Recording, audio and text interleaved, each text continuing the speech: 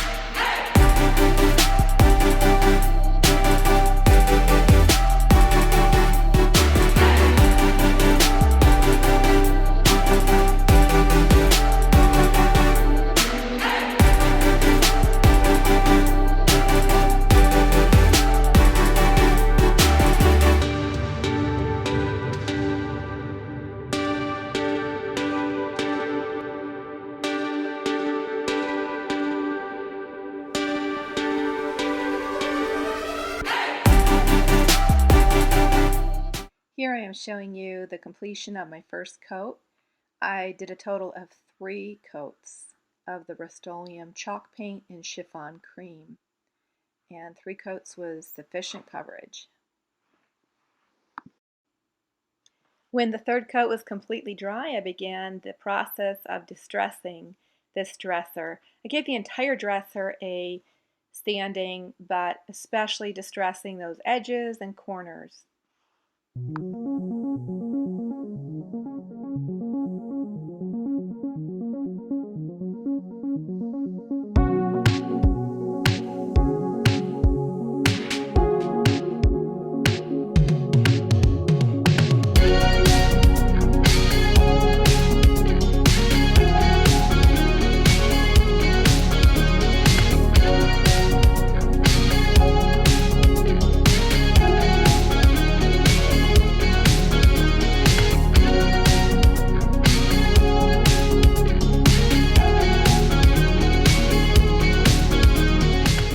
For distressing, I like to use the 220 grit sandpaper.